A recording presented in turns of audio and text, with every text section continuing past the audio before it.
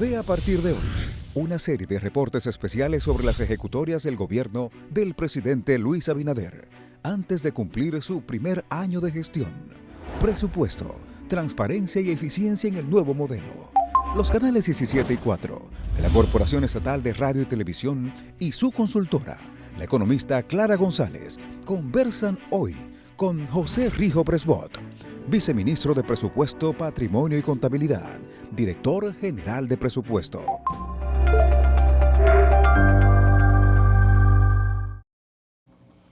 Buenos días, para nosotros inmenso placer en el día de hoy contar con la presencia del doctor José Rijo Presbot, director general de Presupuesto, a quien le damos la más cordial bienvenida y antes vamos a ver una pequeña semblanza de su trayectoria.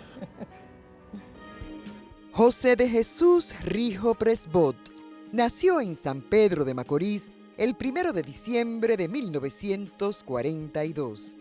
Es licenciado en Educación Mención Matemáticas por la Universidad Nacional Pedro Enrique Sureña. Hizo una maestría en Matemáticas aplicada a la Economía en la Universidad Nacional de Panamá. Tiene un posgrado en Matemática Pura para profesores de la Universidad Nacional Pedro Enrique Sureña y un diplomado en Economía Social de Mercado en el Instituto Centroamericano de Estudios Políticos de Guatemala. Fue diputado UD-PRD 1998-2002 y presidente de la Comisión Bicameral de Reforma Institucional y Modernización del Congreso Nacional y la Cámara de Cuentas.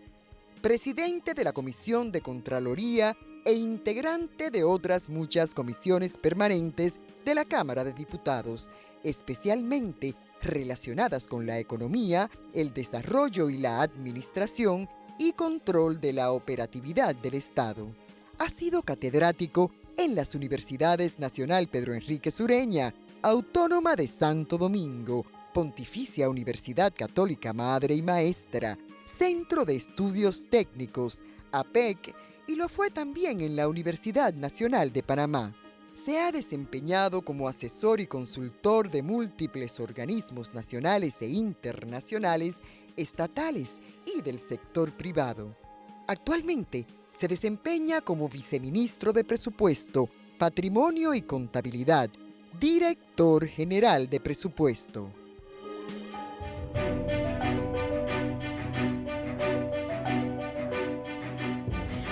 Buenos días, bienvenido de nuevo, don José. Para nosotros es un honor tenerlo aquí en este momento donde el presupuesto general del Estado cobra mayor relevancia.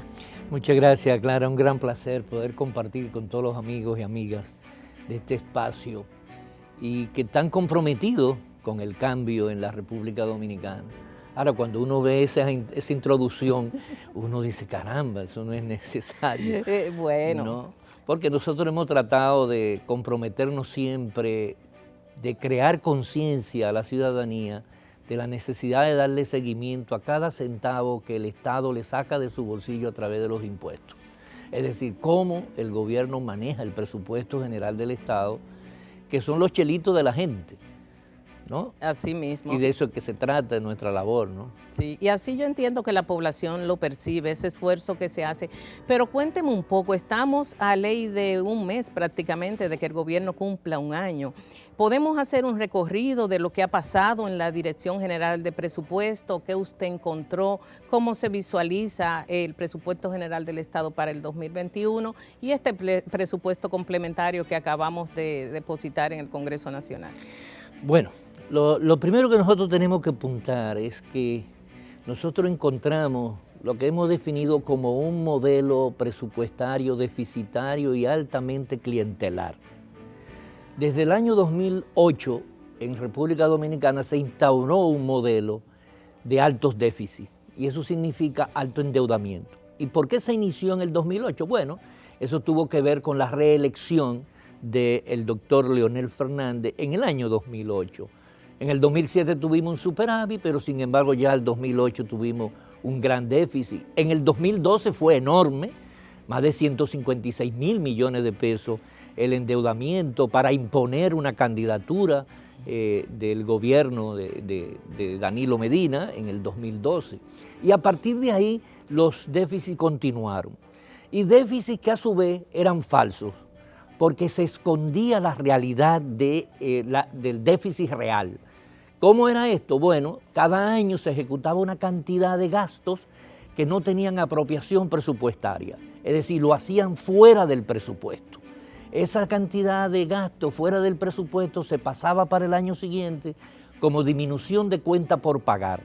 Esa disminución de cuenta por pagar no tenía ningún sustento. Cuando nosotros llegamos encontramos, por ejemplo, que del 31 de julio al 14 de agosto pagaron 20.900 millones de pesos sin pasar ni por Contraloría ni por la Tesorería, de una manera totalmente violatoria a toda la legislación presupuestaria. Y eso implicaba de que el año pasado eso representó el 45% del total de deuda que se pagaba.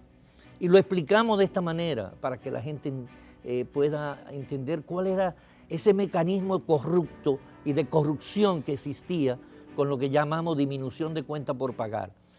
Ejecuto un gasto que no tengo apropiación este año y lo paso para el año que viene por debajo de la línea y eso no se transparenta en la ejecución del presupuesto. Todo eso, esos déficits entonces unidos a esa cuenta por pagar, creó un modelo de corrupción, de dispendio, de falta de transparencia y por eso es que hemos visto una alta personalidades del gobierno pasado sometido a la justicia. Inclusive es bueno significar que el déficit que nosotros tuvimos que asumir para el año 2020 al final fue necesariamente producto de la pandemia. Es decir, tuvimos que endeudarnos por encima de lo que se había establecido para poder cubrir desde agosto hasta diciembre el quédate en casa y el FASE, porque el gobierno anterior no había contemplado los recursos para mantener los subsidios sociales en medio de esta crisis producto de la pandemia del COVID. Y eso nosotros tuvimos que colocarlo y eso es que nos aumentó el déficit que originalmente lo habíamos presupuestado en un 9.1% del PIB y lo bajamos a 7.3%. ¿Y qué significado tiene eso? Es que economizamos 77.000 millones de pesos que eran dispendio, que eran corrupción y logramos entonces tener un ahorro de financiamiento alrededor de 69.000 millones de pesos que nos están sirviendo no tener que buscar prestado este año más allá de lo que nos habían presupuestado. Es decir, ante ese panorama urgía. Hay una cuestión también que tenemos que plantearnos. Tuvimos la necesidad de hacer un presupuesto en 45 días. El presupuesto del 2021 se elaboró en 45 días porque teníamos que entregarlo antes del 1 de octubre. Eso nos obligó a tener que soportar una serie de proyectos de inversión ya existentes porque en la programación tiene que establecerse lo que se llama el código SNIP. Esto es el Código del Sistema Nacional de Inversión Pública. Ningún proyecto de ley que no tenga un código SNIP puede ser presupuestado. Y como teníamos 45 días, no tuvimos tiempo de hacer nuevos códigos SNIP, tuvimos que montarnos sobre esos proyectos. ¿Qué ha pasado con eso? Bueno, que encontramos 60.000 millones de pesos contratados en el Ministerio de Obras Públicas, se habían pagado unos 23.000 millones, pero todos esos contratos eran de 5, de 6 años, de 3 años, ejecución de un 70%, pero como el precio ha variado, hacerle una adenda a esos contratos que encontramos sobrepasaba el 50%. Entonces hubo una necesidad de someter una ley que estuvo en mayo para autorizar la revisión de esos contratos e impulsar ahora en este semestre la inversión de capital, que ha sido una de las críticas de que ha habido poca inversión de capital, pero es producto de la necesidad del cumplimiento de la ley, ¿no? En cuanto al código SNIP y en cuanto a las licitaciones, porque aquí en el gobierno del cambio lo principal, lo fundamental es que nadie está por encima de la ley. Es decir, la construcción de un Estado social y democrático de derecho tiene que ver con eso. Primero, nadie por encima de la ley. Y por otro lado, la mejor y más adecuada distribución de la riqueza. Es inconcebible que República Dominicana, un país que venía creciendo promedio de un 6%, tuviera ese nivel de endeudamiento que del 2000 Entonces los déficits que explicaba ahorita representaron 1.200.000 millones de pesos de endeudamiento, ¿no? Que no respondieron a la realidad dominicana. ¿Por qué? Porque nosotros tuvimos que incurrir el año pasado en un incremento de 2.000 millones de pesos a SENASA para incorporar 2 millones de dominicanos que estaban fuera del servicio de salud. Sí. Ahora tenemos y estamos subsidiando a 5.700.000 dominicanos que no pueden pagar la salud a pesar del enorme crecimiento económico que decía que teníamos. Sí. Es decir, era un modelo que generaba desigualdad. Y eso es lo que nosotros estamos tratando de revertir, creando un modelo, un diseño de las políticas públicas sustentada en derecho. Sí. Por eso hablamos que lo principal en nuestra línea y en los fundamentos, en los pilares del presupuesto es el bienestar de la gente. Claro. ¿No? Y por eso hemos hecho tanto esfuerzo en buscar recursos. Por ejemplo, hasta diciembre del 2020 se iban a mantener los programas FASE y Quédate en Casa. No lo teníamos contemplado para el presupuesto de este año. Entonces tuvimos que incurrir en nuevos gastos para poder mantener esos programas hasta abril. Iba a haber un desmonte y en abril nos íbamos a quedar a partir de mayo con el programa La Doble. Sí. Esa propuesta del presidente de duplicar a 830.000 familias que estaban en el año 2020 recibiendo 825 pesos a recibir 1.650. Y como al 30 de abril ya teníamos 1.350.000 personas, donde iban a salir 500.000 familias. Y el presidente dijo, no, vamos a mantener 1.350.000 personas hasta diciembre en un nuevo programa que se llama Supérate, que es cómo nosotros a partir de la asistencia convertimos al ser humano en un ente productivo para que supere la necesidad de seguir recibiendo la asistencia social. Y eso nos ha representado un costo de más de 16.000 millones de pesos fuera de presupuesto. Entiendo. Pero la verdad que ha sido una tarea de titanes encontrar un presupuesto altamente deficitario, altas cuentas por pagar y enfrentar, ¿verdad? Cumplir las promesas de campaña, porque Supérate está dentro de ese esquema, pero también el tema de las vacunas. Yo he escuchado en más de una ocasión que el gobierno ha tenido que hacerle frente a la adquisición de vacunas. Primero que no estaban disponibles y había unos lotes de vacunas contratadas y luego el empuje al Plan Nacional de Vacunación que ha sido muy bien valorado y muy bien reconocido. Bueno, a tal extremo, en septiembre cuando elaboramos el presupuesto, teníamos que entregarlo el 1 de octubre, todavía no se conocía si iba a haber o no vacuna. Por lo tanto, no teníamos forma de prever cuánto íbamos a necesitar de recursos para comprar esa vacuna. Se hizo un acuerdo en el mes de noviembre con AstraZeneca y el costo iba a ser de unos $4 la vacuna, unos 10 millones de vacunas. Sin embargo, AstraZeneca le falla al país y no sé. Y ahí aparecen entonces, ya en enero comienzan a aparecer que las vacunas chinas con disponibilidad de comprarse. No teníamos el dinero presupuestado, pues lo buscamos para comprar las vacunas y por eso el país está entre los primeros lugares de vacunación. Así es. Eso nos ha costado 31.000 millones de pesos fuera de presupuesto. Y para que la gente tenga una idea del impacto del compra de la vacuna, cuando habíamos calculado a $4, ahora mismo estamos pagando vacunas de 18, que colocado aquí con el aumento de los fletes, se nos lleva a $23,40 una vacuna china. La vacuna Pfizer nos está saliendo alrededor de $12 por unidades.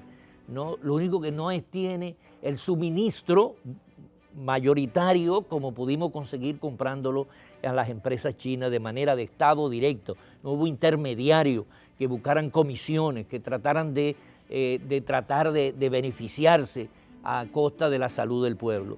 Y esta vacunación, además de eso, en insumo va más de 1.400 millones de pesos, porque no es solamente la vacuna, es también el algodón, el alcohol, es la maquinaria constituir 1000 puestos de vacunación en todo el país cuesta, es un personal que tiene que movilizarse, es un sistema de enfriamiento, de mantener las vacunas a un nivel de temperatura. Es decir, que el esfuerzo que ha hecho el gobierno por darle la salud y enfrentar esta pandemia tiene que ser bien valorado por la población, porque es el único camino para el segundo pilar de nuestro presupuesto, que es el de la recuperación económica. Sí. Es el de transparentar las necesidades y responderle a la población en función de derechos. Sí. La salud no es que yo vaya a un hospital, es que yo no tenga que ir a un hospital. Es esa prevención, esa inversión en la gente es fundamental en todo nuestro presupuesto y en las disposiciones del presidente. Y una de las medidas que más estamos impulsando con la vacunación, porque al tener el 70%, ya la población podría considerarse que la enfermedad es una gripe más que le va a dar. Sí. Porque la gente que dice, no, que la tercera dosis, que la segunda dosis. Señores, todos los años se recomienda que usted se vacune por la influenza, por la gripe. Todos los años usted debe de vacunarse. Es decir, que el gobierno ha dispuesto un esfuerzo. Y es importante señalar esto en cuanto a lo de la reactivación económica y cómo el gobierno ha ido en auxilio de la gente para no aumentar los combustibles, porque el petróleo nosotros lo calculamos en septiembre que iba a estar como a $45. Ahora supera los $70 el precio del barril de petróleo. Y para que ese incremento tremendo del barril de petróleo no se le transfiera a la población, el gobierno ha tenido que asumir un subsidio generalizado que nos cuesta más de 6.000 millones de pesos. Es decir, que ese gasto tampoco estaba contemplado en el presupuesto. Es decir, que cada viernes el precio de los combustibles, sobre todo la gasolina y el gas licuado de petróleo que utilizan las amas de casa, se mantiene estático. Y es por este esfuerzo que ha dicho don José. No, igualmente con la harina. Sí. Para que no subiera el pan ha habido que hacer un acuerdo de 600 millones de pesos de subsidio a los productores de pan. Independientemente de eso, y ahora que usted menciona la harina, aparte de la pandemia y digamos toda esta deuda, el déficit encontrado por el gobierno de Luis Abinader, también se encuentra con un aumento desproporcionado de las materias primas, de los commodities en los mercados internacionales, los fletes. ¿Cómo el gobierno ha enfrentado esto? ¿Cómo piensa resolverlo? El congelar los precios de la gasolina es una de las soluciones planteadas. O sea, no, lo primero es que hay que entender la responsabilidad del gobierno. Es decir, el gobierno asumió su papel, su rol de mediador entre los empresarios, los sectores sindicales, obreros, para buscar alternativa al alza de precios que es externa.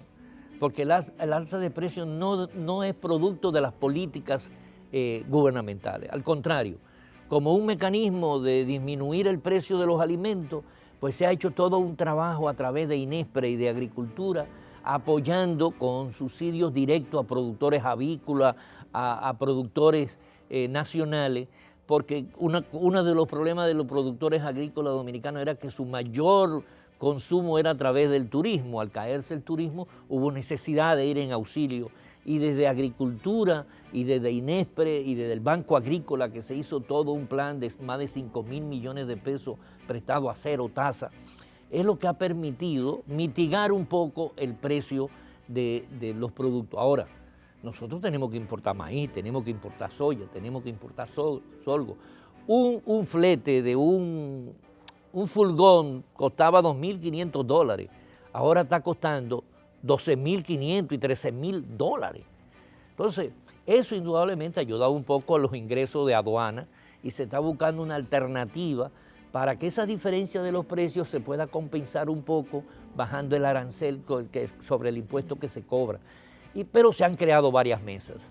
Y esta es la responsabilidad del Estado. Es decir, el presidente se sienta con todos los representantes que intervienen en la comercialización de productos y están buscando de alternativas, porque esto no es un gobierno de espalda a lo que la gente quiere. Este es un gobierno de frente, un gobierno transparente, que quiere sobre todas las cosas, primero, salir de la pandemia, segundo, crear empleo, tercero, crear una sociedad que entienda que desde el gobierno los recursos públicos se usan bien para beneficio de la gente, que aquí la corrupción está totalmente condenada, que aquí no va a haber más impunidad. Y la gente lo ha dicho y el presidente lo ha dicho.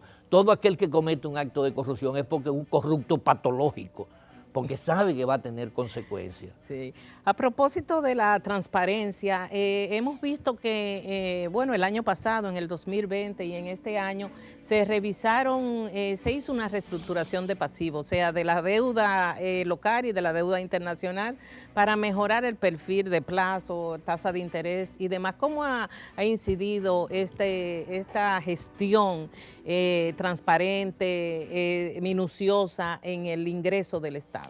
Bueno, uno de los pilares fundamentales de la economía y de la política del gobierno del cambio es la sostenibilidad fiscal, es la sostenibilidad de los recursos públicos. Uno de ellos, por eso, desde el año pasado se hizo una negociación para deudas que se vencían este año pudieran ser postergadas por un asunto de aprovechamiento de los mercados. Es decir, los mercados estaban dando facilidades para tener acceso a ese, porque el manejo de pasivo es yo cambio una deuda que ahora y la pongo a más largo plazo, distribuyo mejor la tasa de interés, busco mejor acomodamiento. Indudablemente que hay una gran dificultad con la deuda dominicana, porque el gobierno anterior llegó a que el 85% de nuestra deuda fuera con bonos. Es decir, eso es parte de lo que se llama una economía altamente especulativa, porque los bonos están en el mercado de valores. Sí. Pero logramos hacer ese manejo de pasivo y eso ha implicado que este año la ley nos autorizaba a buscar 291 mil millones de pesos prestados de endeudamiento. Sin embargo, como teníamos un residuo, una disponibilidad de más de 69 mil millones de pesos del año pasado, el no tener que pagar cerca de 42 mil millones de deuda porque la renegociamos para más largo plazo. Y como consecuencia de este ahorro, en lugar de tener que buscar prestado este año 291 mil millones, solamente vamos a necesitar endeudarnos en 252 mil millones de pesos. Sí. Es decir, un ahorro, una disminución del endeudamiento durante el año 2021. Y esto a pesar de que el déficit de este año lo hemos tenido que aumentar, porque por el lado de los ingresos es bueno que la gente sepa que producto, cuando nosotros elaboramos el presupuesto en septiembre, no proyectábamos un crecimiento como el que estamos sosteniendo, porque no esperábamos que se abriera, que pudiéramos empujar y que la gente tuviera tanta confianza en el gobierno, que los inversionistas entendieran que a este gobierno había que darle la oportunidad, y se han hecho tantas inversiones desde el sector privado que ha permitido el dinamismo del crecimiento de la economía, y vamos a un 7 u 8% este año, cuando habíamos contemplado nada más un 5%. Exacto. Entonces es bueno que la gente, sí. Nosotros calculamos que íbamos a tener ingresos por unos 746 mil millones de pesos. Esos 746 mil millones de pesos estaban divididos en dos partes. Unos 89 mil millones de pesos por concepto de venta de activos del Estado. Todo el mundo cuando se planteó dijo, pero van a bondear a Punta Catalina y todo eso. Pues, ¿qué sucede? Que no ha habido necesidad de buscar esos ingresos de capital, porque los ingresos corrientes nos han crecido en 97 mil millones de pesos. Entonces no hubo necesidad de buscar los gastos, los activos, utilizar esos activos, porque por ingresos de capital apenas nada más tenemos unos 10 mil millones de pesos. Exacto. Entonces, es bueno significar que con relación a lo presupuestado el año pasado, que presupuestamos para este año, tuvimos un incremento de 20 mil millones de pesos adicionales para este año. Sí, y eso es eficiencia, y eso es una y eso gran es transparencia. Noticia. Pero el presupuesto se compone de ingresos y gastos, y la parte que más le interesa a la población, a nuestra gran audiencia, es la parte cómo se gasta, qué se ha gastado, qué se propone gastar para este semestre que queda del año. Bien, como nosotros planteamos el año, en septiembre decíamos, nosotros podemos tener un déficit de no más de un 3% del PIB. Sí. Es decir, tenemos que reducir el déficit de 7 a 3. Y por eso planteamos un nivel de ingreso y un nivel de déficit de unos 145.000 millones de pesos. Pero ¿qué sucede? Que como no teníamos contemplado ni la vacuna, ni todos los servicios sociales que se están obteniendo, ni el subsidio a los combustibles y otras medidas que se han tomado. Por ejemplo, este año todos los médicos a partir de junio que tenían pensiones por debajo de 50.000 pesos, ahora la tienen en 50.000 pesos. Es decir, que aquellos médicos que lucharon por tantos años, que tenían pensiones de 10.000, 12.000, 15.000 pesos, se le llevó a 50.000 pesos. A partir del mes de junio tuvimos que incrementar el 30% a todas las enfermeras, bioanalistas, médicos, técnicos en salud. Es decir, que se le ha incrementado en un 30% el salario a los médicos y al sector salud. Al sector militar, ya la policía le habíamos comenzado por aquella promesa de que ningún policía podía ganar menos de $500. Comenzamos con la policía con un incremento de un 40% al nivel más bajo. Ahora en el mes de julio inicia el incremento a los militares, porque con el Ministerio de Defensa no se había hecho. Es decir, estamos a 1.200 médicos fueron pensionados que tenían años luchando por su pensión. Hemos invertido más de 3.000 millones de pesos en medicamentos de alto costo. Así es. En materia de vivienda es bueno significar que en este año, de agosto a la fecha, se ha invertido en vivienda y se ha colocado recursos para cubrir lo que 10 años del gobierno anterior no gastaron.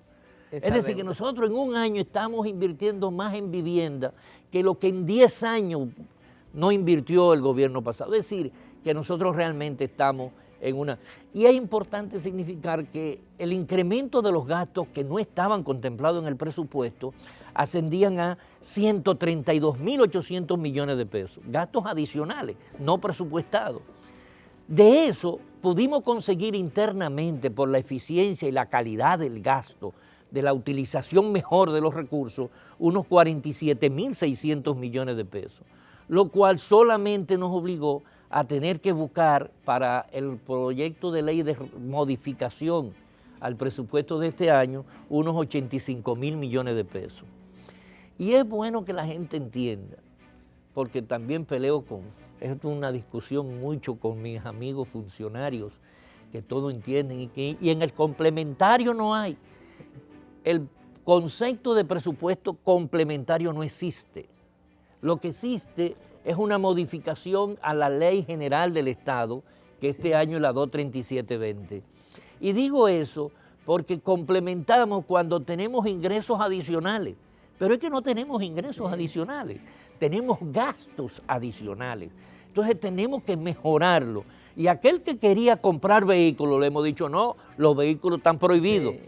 Y a 6 meses nosotros nada más hemos autorizado el 1% de lo presupuestado para vehículos. Es decir, de 1.200 millones de pesos apenas se han ejecutado 120 millones, básicamente para ambulancias, para camionetas y vehículos utilitarios. O sea, que lo que usted me quiere decir es que ese presupuesto complementario que cursa del día 2 en el Congreso Nacional, lo que es un ajuste al presupuesto general del Estado 2021. Así es. Y que está hecho de manera racional, de manera enfocado a la satisfacción de las necesidades de la población y de forma que el Estado Dominicano pueda contar con los recursos suficientes para ejecutar los planes de desarrollo que tiene.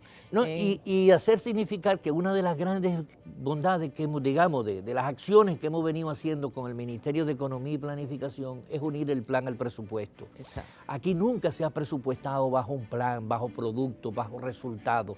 Nosotros estamos trabajando en esta nueva programación del presupuesto en función del impacto que debe de tener cada centavo en la gente. Así, todo lo que nos has dicho es buena noticia y yo creo que esta conversación debe seguir.